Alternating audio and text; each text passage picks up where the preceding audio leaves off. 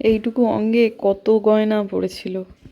এইটা আমার শাশুড়ি মার দেওয়া টুপুরকে ব্রেসলেট বানিয়ে দিয়েছিলেন আর কি, সেটা এতদিন পড়েছিল। আজকে একটা পরীক্ষা দিতে যাবে, যার ফলে সমস্ত কিছু খুলতে হয়েছে। হ্যাঁ, অনেক বেশি, অনেক বেশি। আমি কেটে দিচ্ছি।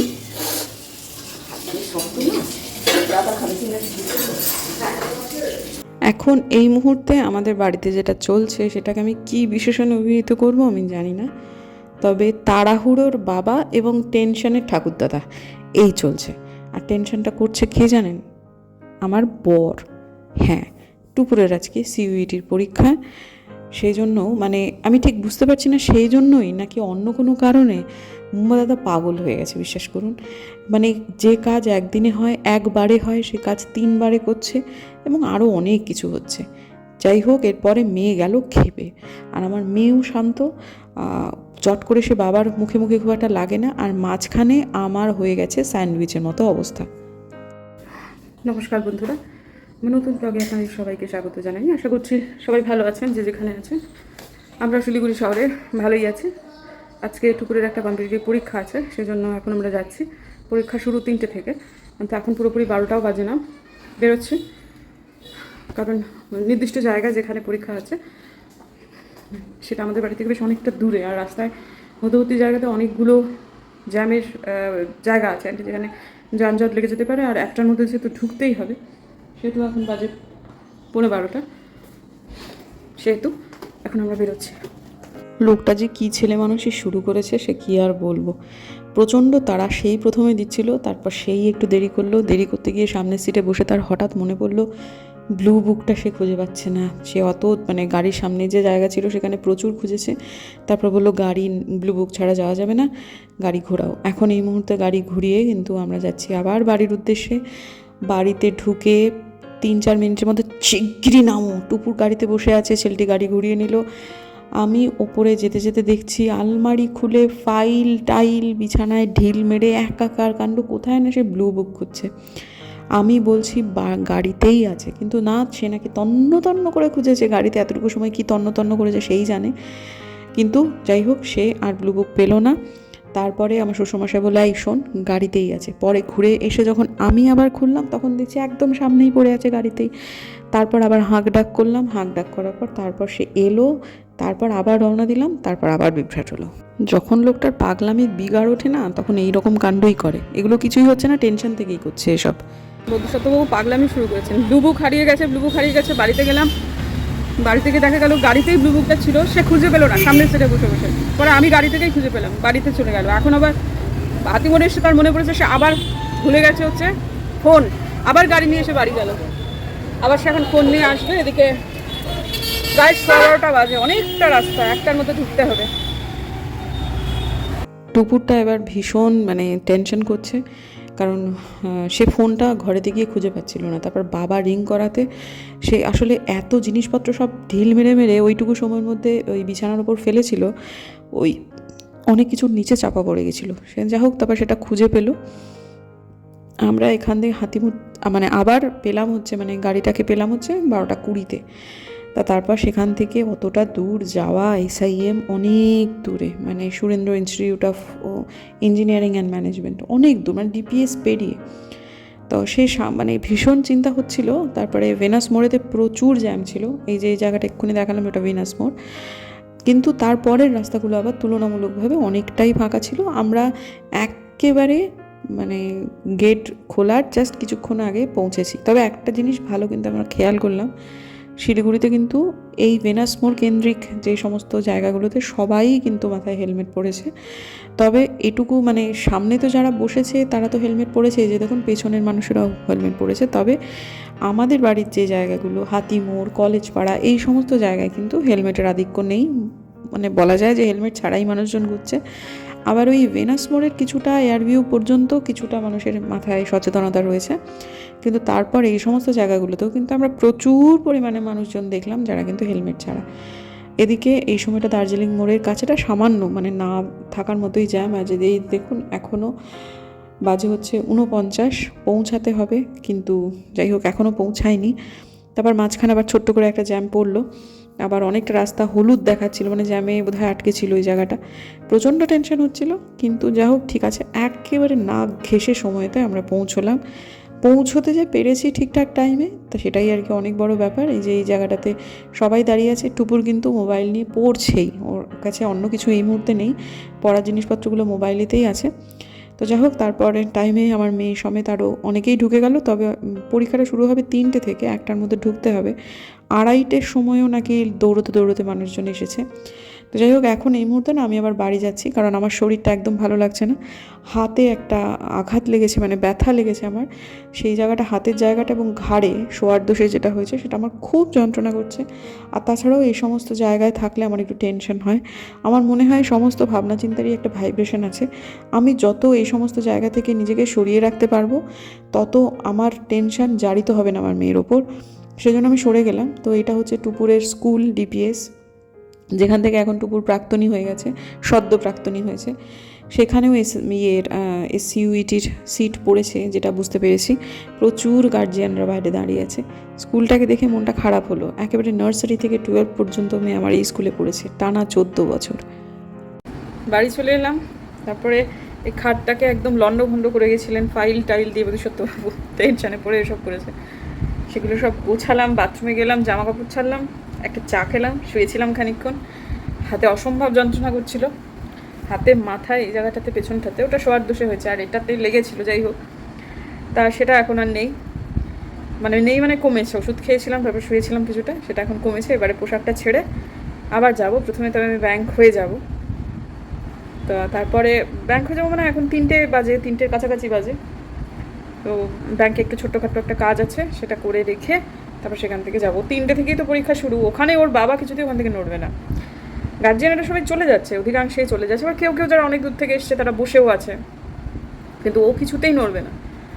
তো আমি টুকটাক এদিক ওদিকের কাজটা সেরে নিয়ে আমিও থাকতাম বন্ধু, কিন্তু আমার এত শরীর খারাপ লাগছিল যে আমার মনে হচ্ছিলো যে আমি আর পারবো না। মানে আমার ওরকমভাবে খুব জোরাজোরি করলে, শরীরের সাথে করলে হয়তো বা থেকে যেতেও পারতাম, কিন্তু তারপরের এফেক্টটা খারাপ হতো।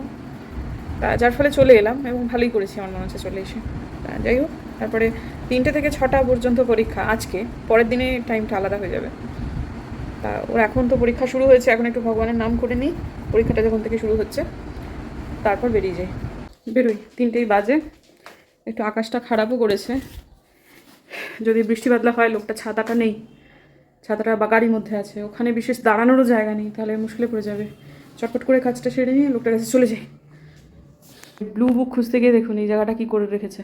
এর মধ্যে আবার তার কিছু গুরুত্বপূর্ণ কাগজও আছে, যার ফলে এই জায়গাটা আমি ধরে নিই। ও যা করা করবে, আর না করলে করবে না।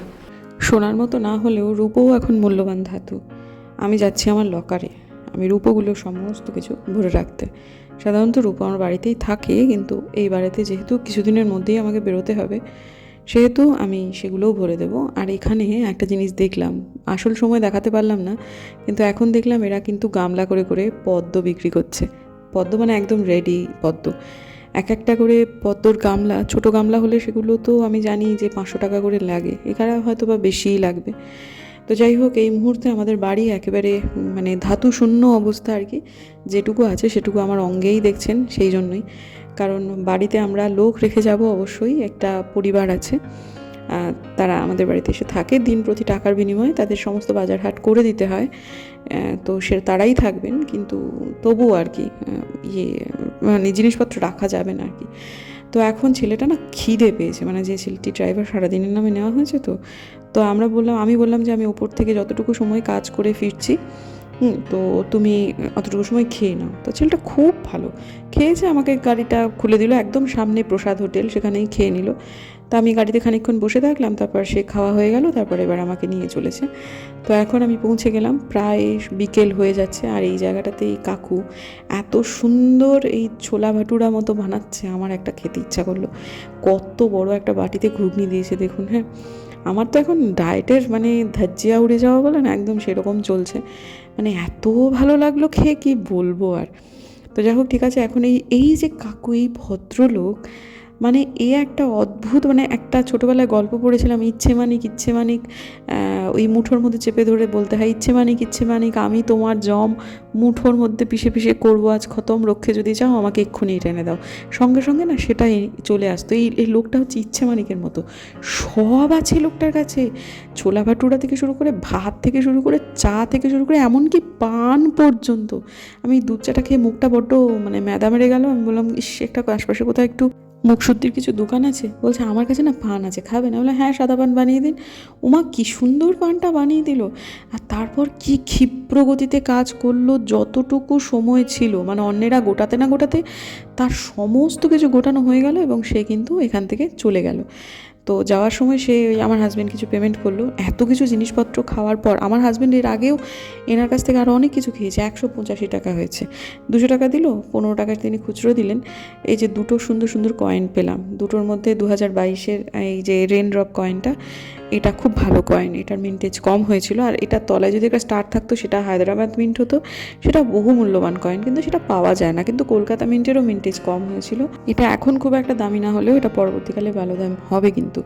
আর একটা কয়েন যেটা 5 টাকা, সেটা চালু কয়েন, কিন্তু 2010-এর 5 টাকার কিন্তু অনেকগুলো কয়েন বেরিয়েছিল, এইটাই সব থেকে চালু কয়েন, তাই জন্য এটা খুব একটা দাম নেই। কিন্তু 2022-এর কয়েনটা কিন্তু খুব ভালো। যাই হোক, ঠিক আছে, চলুন, আমার পেটি পেরিয়ে গেছে এবং সে পরীক্ষা কেমন দিয়েছে জানি না, এখন তাকে খুব একটা খোঁজাচ্ছি না। সত্যি কথা হচ্ছে, কারোর কখনো পরীক্ষা খারাপ হয় না বন্ধুরা, খারাপ হয় হচ্ছে রেজাল্ট, যার ফলে আমরা যা হবে হবে। তবে বন্ধু, সিইউটি দিচ্ছে মানেই কিন্তু যে আমরা কেবলমাত্র ওই সেন্ট্রাল ইউনিভার্সিটিগুলো নিয়ে ভাবছি তা নয়, আমরা স্টেট ইউনিভার্সিটির কথাও ভাবছি। এবং যদি তেমন হয় তাহলে ওকে হয়তো বা আমরা কলকাতার দিকেও কোনো একটা কলেজে ভর্তি করতে পারি। শিলিগুড়িতে এখনও পর্যন্ত ভাবছি না, তবে যদি হয় তেমন হতেও পারে আর কি। কিন্তু সিইউটি দিচ্ছে মানেই কেবলমাত্র সেন্ট্রাল ইউনিভার্সিটি এরকমটা নয়, হলে হবে, না হলে হবে না। তো সে এসে তার আজকে পরপর 3টে পরীক্ষা ছিল আর কি, যার ফলে ও বেচারি আমার খুব ক্লান্ত হয়ে গেছে। তার পিঠটা একটু টিপে দিচ্ছি, আহারে মেয়েটার আমার। তো যাই হোক, একটু টিপে তাকে একটু সেবা টেবা করে নিয়ে তারপর দেখি আমাকে কে সেবা করে তার কোনো ঠিক নেই। কিন্তু এখন আপাতত আমি আমার একটু কন্যার পিঠটা টিপে দিই, আরামও লাগছে। সে মুখে বিভিন্ন রকম আওয়াজও করছে, সেটা তো আর শোনাতে পারছি না। যাই হোক, চলুন, অনেকক্ষণ ধরে বকবক করছি, এবার সামনে এসে বরং কটা কথা বলি। খুবই টায়ার্ড আমরা সবাই আজকে। ওর বাবা তো শুয়ে পড়েছে, ঘুমিয়েও পড়েছে, কারণ সে তো কালকে কলেজে যাবে। আজকে পরের পর অনেকগুলো ফোন টোন হলো আমার। তো তারপর এই করতে গিয়ে আমার দেরি হলো, এখন 11টাই বেজে গেল। এই ঘড়িটা খানিকটা ফাস্ট করা আছে, কিন্তু 11টার কাছাকাছি বাজে সম্ভবত। কতটা যে এই ঘড়িতে বাজলো, এই ঘড়িটা 11টা 3। আলপনাদি থাকতেই, মানে আলপনাদি আজকাল তাড়াতাড়ি চলে যাবে, আবার খাওয়া হয়ে গেলে চলে যায়। আলপনাদি থাকতে আমাদের সবার ডিনার হয়ে গেছে। অন্যদিন আলপনাদিকে বলি না যে উপরে তুমি ওই ডিনারের পরে বাসনটুকু মেজে দাও, সেটুকু বলি না, আজকে তাও বলেছি যে প্লিজ একটু করে দাও। আমার হাতটাতে এত ব্যথা, খুব যে একটা জোরে মানে আঘাতটা পেলাম সেটা নয়, কিন্তু একটা না আঙুল ফোটে যেরকম এই যে পট করে একটা আওয়াজ হয়, ওরকম একটা হলো। তারপর এমন অবস্থা যে আমি হাত, মানে এই যে এটা তুলে এখন যে মোবাইলটা ধরে আছি সেটাতেও কষ্ট হচ্ছে, মানে তুলে আমি সুইচ অফ অন করতে পারছি না এতটাই, মানে ওই অবধিও না হাতটা এইখান থেকে উঠছে না। মানে এখন আমি কুনুইটা ভাঁজ করে রয়েছি, যখন কুনুইটা ভাঁজ করে আছি এই সময় ঠিক আছে, কিন্তু এই জায়গাটা যে তুলতে যাচ্ছি তাতে ভীষণ ব্যথা করছে। তো ঠিক আছে, এখন একটুখানি টিয়ে মালিশ টালিশ করে রেখে শোবো। এই কাতে শোবো না, ওই দিকে শোবো। আর কালকে আমার মনে হচ্ছে আমি রাতটা এই কাতেই ঘুমিয়েছি। কালকে ওই হয়েছে, তারপর আবার ওই খাতে হতে ঝামেলাটা হয়ে গেছে। যাই হোক, সিইউটি না মানে যেটা টুকু দিতে গেছিলো, তো সেটাতে আমি আমার হাজব্যান্ডের সাথে কয়েকজনের আলাপ হয়েছে, যারা শিলিগুড়ির ছিলেন তারা তো ছিলেন, তাছাড়া নতুন করে আলাপ হয়েছে। কেউ একজন বললেন রায়গঞ্জের, একজন ইসলামপুরের। আমার সাথে যাদের পরিচিত ছিল তাদের ছাড়াও যার আলাপ হলো, একজন বললেন উদলাবাড়ি থেকে এসেছেন। তো তার মানে বুঝতে পারলাম, আমি জানি না কুচবিহারের দিকটা সিইউটি সিট পড়ে কিনা, তবে উত্তরবঙ্গের বেশ বড় একটা অংশের সিটগুলো এখানে পড়েছে আর কি। আর প্রথমে না আমরা ভেবেছিলাম যে হয়তোবা টুকুরের সিইউটি সিট এখানে নাও পড়তে পারে, কলকাতার দিকে পড়তে পারে, পরে বোঝা গেল যে না, শিলিগুড়িতে পড়ে।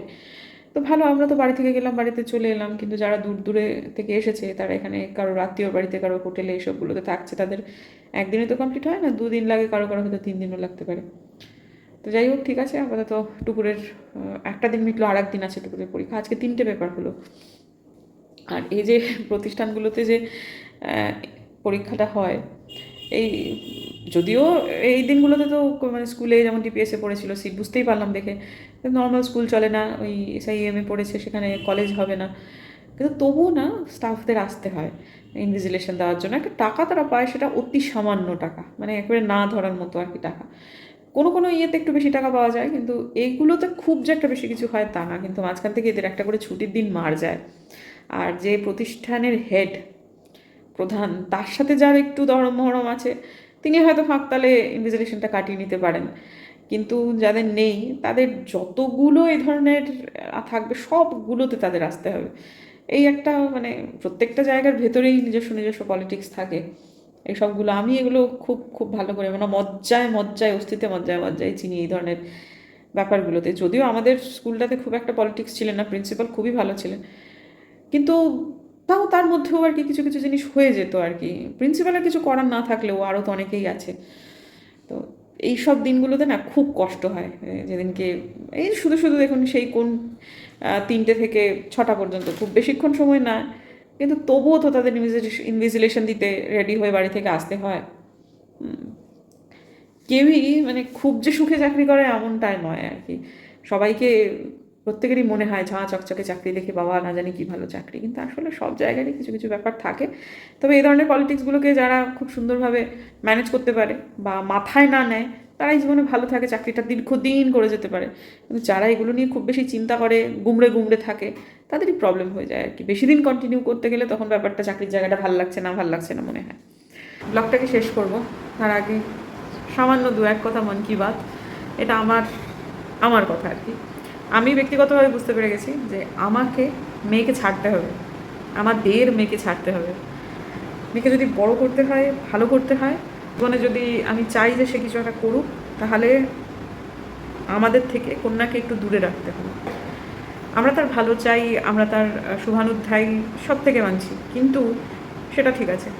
এই যে একটু রোদ দেখলেই বাবা মার মন একেবারে উথলিয়া উঠেছে, ছাতা গিয়ে ধরবো, এই জিনিসগুলো থেকে যতক্ষণ না পর্যন্ত মুক্ত করতে পারছি না, ততক্ষণ পর্যন্ত একটু মুশকিল হবে। আর এই যে টেনশন হয়, জানি না ভয়েস ওভারে আমি বলেছিলাম কিনা যে আমি ওই ফ্রিকোয়েন্সি থেকে একটুখানি মানে একটু করে যেখানে পরীক্ষা দিচ্ছে যেরকম হচ্ছে দিকে আমি একটু সরে যেতে চেয়েছিলাম। হ্যাঁ, বুম্বাদাও চিন্তিত ছিল না অ্যাকচুয়ালি, ও একটু খুব একটা চিন্তিত দেখে যেন মনে হয় হচ্ছে না, কিন্তু ওই আর কি একটা চিন্তা তো আছেই ডেফিনেটলি, নাহলে ওইখান থেকে চলে যাবে না কেন এতক্ষণ সময়। একটা সময় ঢুকে গেছে 6টা পর্যন্ত পরীক্ষা, মাঝখানের সময়টা গাড়ি নিয়ে এসে বাড়ি চলে আসতেই পারতো, কিন্তু কিছুতেই যাবে না। মুখে বলছে না আমার কোনো টেনশন নেই, কিন্তু ভেতরে ভেতরে একটা টেনশন হয় আর একটা ভাইব্রেশন থাকে। তো কোথাও না কোথাও আমার মনে হয় যে আমরা যদি সেই সময়টা অন্য কোনো একটা কাজ নিয়ে ব্যস্ত হয়ে পড়ি, তাহলে হয়তো বা ভালো হয় আমাদের নিজেদের জন্য প্লাস ওর জন্য। কিন্তু যদি চোখের সামনে না থাকে, একটু দূরে থাকে, ওকে যেমন আমি বলে দিয়েছি যে বাবু যা টাকা লাগবে বলবি দিয়ে দেবো, বিভিন্ন কম্পিটিটিভ পরীক্ষা যখন তোর মনে হবে যেটা দিতে হবে বা এগুলো কিছু, বিশ্বাস করছি চোখ বন্ধ করে তুই সেটা করবি, আমি জানি তুই সেটা করে নিস। হ্যাঁ, কোনো কোনো সময় তুই কী করবি, হ্যাঁ একটু জিজ্ঞেস করবো হয়তো বা কী হয় লাগবে, টাকাটা কেন লাগবে, সেগুলো হয়তো বা ডেটটা জানতে চাইবো না, তুই তোর মতো করে দে। হ্যাঁ, ঠিক সুন্দরভাবে বড় হয়ে যাবে, সুন্দরভাবে বড় হয়ে যাবে, এটা আমি খুব ভালো করে জানি। মানে আমরা যতক্ষণ না পর্যন্ত ওর থেকে একটু দূরত্বে যাচ্ছি, ততক্ষণ না ও নিজের বেস্টটা দিয়ে উঠতে পারবে না। প্রত্যাশা না একটা সাংঘাতিক জিনিস, কিন্তু মানে ঘাড়ে ইঁটের মতো হয়, যার মাথার উপর যত ইঁট চাপানো হয়, কেউ ইঁটটাকে কীভাবে হ্যান্ডেল করবে সেটা তার ব্যাপার। অনেকে খুব প্রত্যাশা নিয়েও সুন্দরভাবে বেরিয়ে যেতে পারে, আবার অনেকে পারে না, গতিটা স্লথ হয়ে যায়। আমার সত্যি কথা বন্ধু, আমি একটি এক্সাম্পল বলছি, কিন্তু এইরকম এক্সাম্পল আমার চোখের সামনে কিন্তু আরও অনেকগুলো আছে। যে একটি পরিবারের 2টি সন্তান, বড়টি একটু উইক পড়াশোনায় আর ছোটোটা খুব ভালো।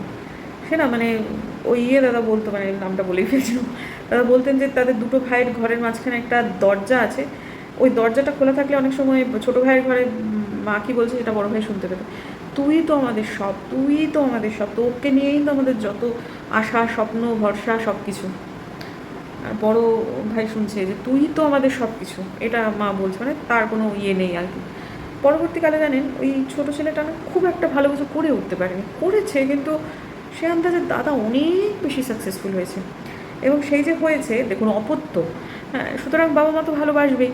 তো বড়ো ছেলের সাফল্যে বাবা মা ঠিক ততটাও খুশি হতে পারছে না, খুশি হতে পারে না যতটা ছোটো ছেলের হলে সে হয়তো হতো। তাদের মনে সর্বক্ষণ ওটা কিন্তু রয়েছে যে আমার ছোটো ছেলেটা হয়তো আর একটু বেটার করতে পারতো, আমি হয়তো কী ভুলটা হলো সেটা তারা নিজেরাও বুঝতে পারে না।